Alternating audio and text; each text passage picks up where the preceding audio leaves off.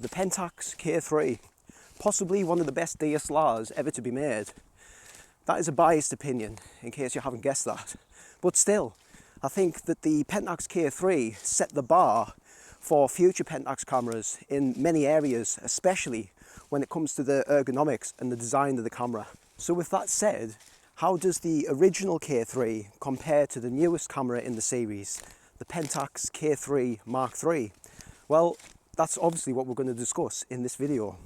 So first off, what I'd like to do is give you a brief rundown of my photography journey so far, so that when I'm comparing these two cameras, the K3 and the K3 III, it makes more sense. You've got a better understanding of where I'm coming from. So I've been shooting with Pentax cameras for a little over 5 years now, and my first Pentax camera was the good old K70, a brilliant little camera and one that I owned for around 4 years. And I've done a long-term review on owning that camera, and I'll leave the link to that video in the description box of this one, so check that one out. And once I'd caught the Pentax bug, I then picked up a used but basically brand new Pentax K5, which amazingly only had 900 shutter count. And it gets better. In with the deal on the Pentax K5, I also picked up a Sigma 50mm f1.4 lens, a Sigma 1770 f4 lens, and a set of Elinchrom studio strobes, all of which I sold to end up with a free Pentax K5 and quite a bit of change to boot. So not a bad deal.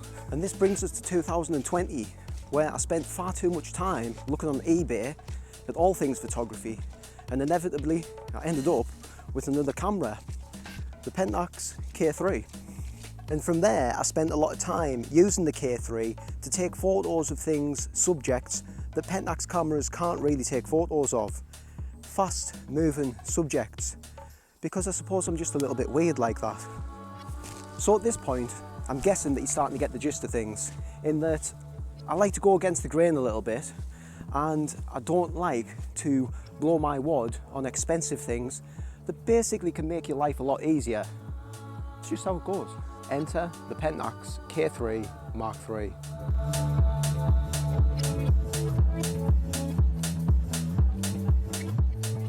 Now, a disclaimer.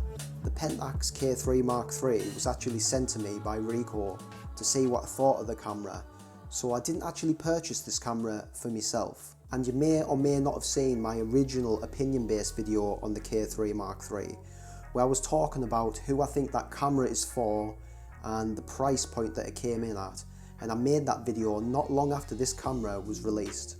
But now that I've got some time on the K3 III, I'll be able to actually give me opinion on how it stacks up against the original K3 based on real world experience, because I think that's essential if you're going to compare the cameras. And we'll start off with the pretty boring stuff, in my opinion at least anyway, is the specs of these two cameras.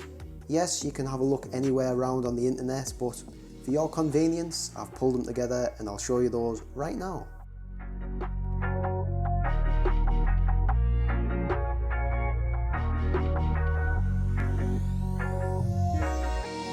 So, with the specs out of the way, let's take a look at some of the images that I've managed to capture with both of these cameras. And of course, you do know that I'm going to ask you which image came from which camera. So take a look at those and then comment down below, K3 or K3 III, and which image came from which camera. Let's see how good your photographic eye is.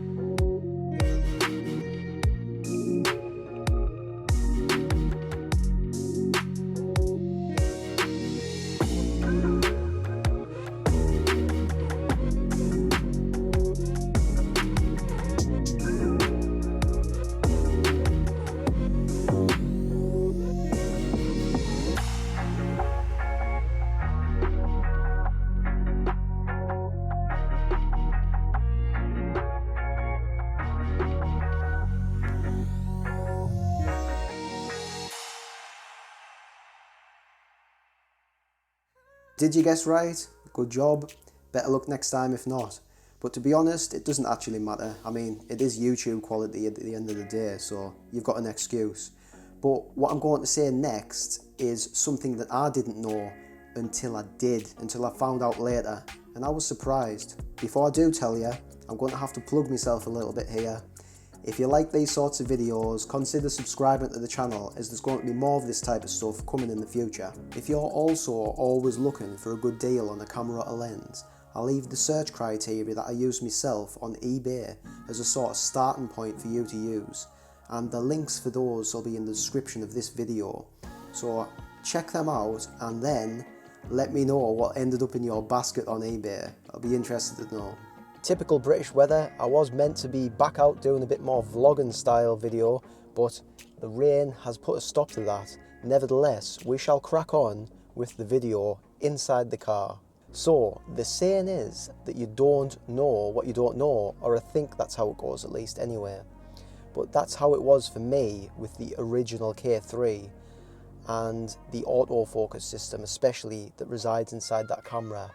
It was subpar, and what I mean by that is that it's literally, at this point, a decade-old autofocus system. Now, that's not to say that you can't pick up the K3 today and get yourself out to shoot birds in flight or sports photography, because you can. But what I'm going to say is that it takes a little bit more patience, understanding the camera and adjusting your expectations if you're going to go out and do that style of photography, sports, birds in flight, basically any fast moving subject with the K3. And that's where the difference is with the K3 Mark III for me. It's a totally different story. This camera is literally light years ahead of the original. The autofocus system is up to date, it's lightning fast, and it does what you want it to do. And it's not just the autofocus system that's ahead of the K3. To cut a long story short, this camera is pretty much better than the K3 original in every regard, from the ergonomics to how the camera functions and operates, to the image quality, obviously the autofocus system. It's just a better all-round camera. And again, this is just my opinion on having shot with the K3 Mark III and the original, as well as shooting other Pentax cameras for quite a while now. So, have I changed my mind on this camera, the K3 Mark III? Well, yes, I think I have. I have changed my opinion on this camera. When the camera first came out, I thought it was overpriced, and you know, for me it didn't really on paper blow me away. But now, after having used this camera and been out in the field, real world experiences, it's surpassed the expectations that I had for the camera. So yes, my original opinion, which was an opinion because I hadn't used the camera at that time, has definitely changed after using the camera in the real world. And will I now be selling my original K3? Well, no, because I still love using that camera too. At the end of the day, it's okay to own, shoot and use different cameras for different reasons.